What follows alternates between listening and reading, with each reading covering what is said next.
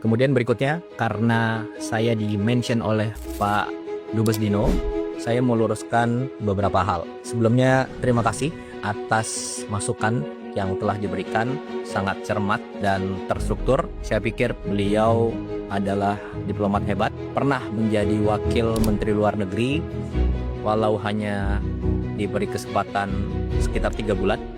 Jadi yang pertama, masalah biaya bila keluar negeri.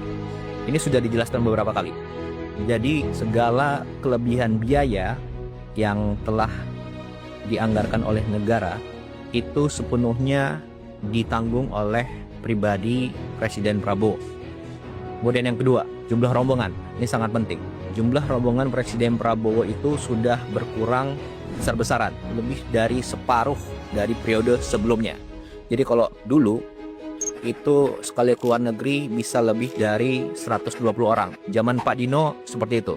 Nah, zaman Presiden Prabowo jumlahnya antara 50 sampai 60 orang maksimal. Ini sudah banyak yang tahu, termasuk juga wartawan pasti tahu itu semua. Kemudian yang ketiga, jadwal harus 1 tahun sebelumnya. Jadi gini, perkembangan dunia global itu sangat dinamis, hari per hari. Nah, jadi ada jadwal tahunan dan ada jadwal yang mendesak sesuai kebutuhan dalam negeri dan luar negeri suatu negara, ya. Kemudian yang keempat, masalah protokoler dan frekuensi keluar negeri dalam 1,5 tahun terakhir. Jadi Presiden Prabowo itu adalah presiden baru yang mulai menjabat saat dunia sedang krisis. Sebelumnya ada konflik di Ukraina, ada di Venezuela, kemudian sekarang ada di Iran dan Timur Tengah, itu terlibat Saudi, Qatar, Bahrain, UAE dan lain sebagainya, ya. Jadi setiap pemimpin tentunya harus bangun hubungan yang dekat antar pemimpin dunia. Dan kita tidak bisa hanya mengandalkan saat krisis baru kita minta bantuan. Tidak, kita harus panen hubungan yang baik.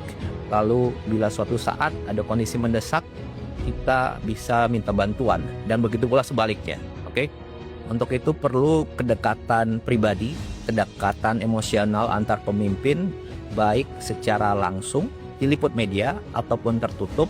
Nah, itulah diplomasi. Jadi salah besar kalau dibilang hanya gagah-gagahan, seremonial. Jadi kita harus lihat apa yang sudah dicapai dalam 1,5 tahun terakhir ini.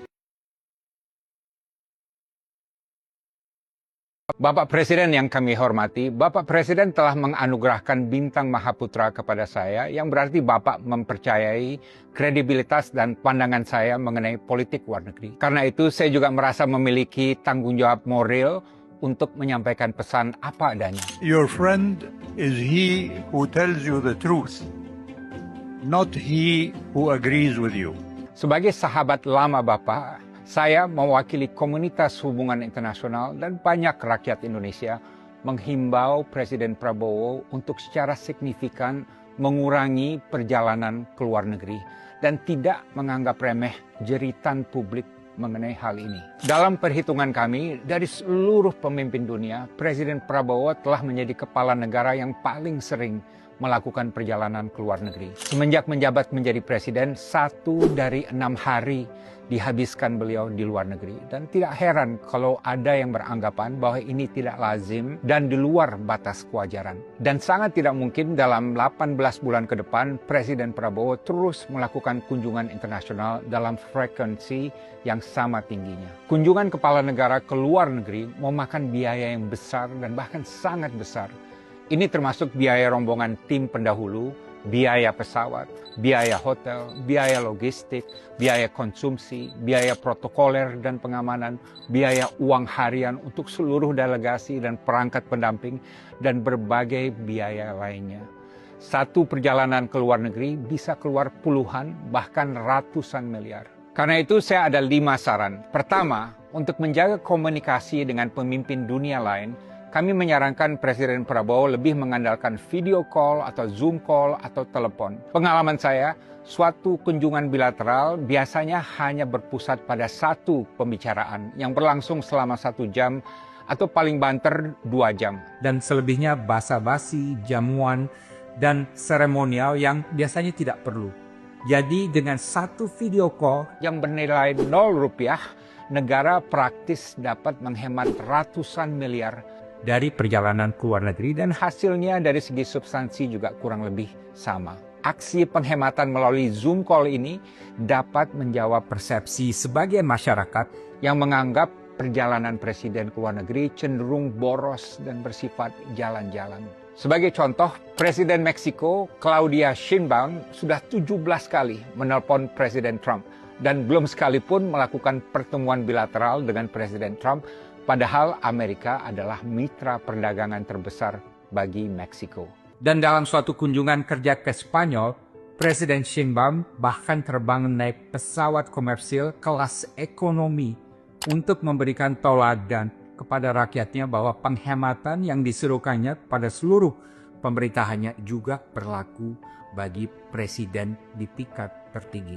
Kedua, untuk menghemat biaya dan waktu, kami juga menganjurkan agar Presiden Prabowo dapat memanfaatkan kunjungan ke suatu forum internasional untuk bertemu kepala negara lain yang juga hadir. Konon, sewaktu menghadiri sidang PBB di New York tahun lalu, Presiden Finlandia Alexander Stubb yang merupakan pemimpin barat yang Paling progresif dan pidatonya juga banyak disorot, meminta waktu untuk bertemu dengan Presiden Prabowo di New York, tapi tidak pernah direspon, entah kenapa. Dan dalam KTT ASEAN di Cebu, Filipina baru-baru ini, permintaan seorang kepala pemerintah negara ASEAN untuk mengadakan pertemuan bilateral juga tidak pernah direspon.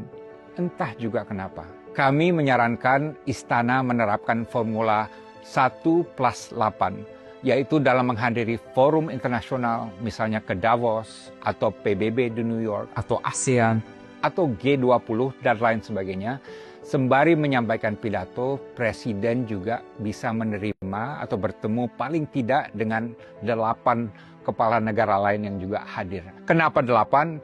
Karena nampaknya angka 8 adalah favorit Presiden yang juga dikenal sebagai 08. Ketiga, saya juga berharap kunjungan internasional Presiden Prabowo dapat dilakukan secara profesional dan direncanakan dengan baik. Kami mengamati ada sejumlah kunjungan yang dilakukan secara spontan tanpa perencanaan dan tujuan yang jelas. Rencana kunjungan internasional Presiden secara garis besar perlu dipetakan setahun sebelumnya.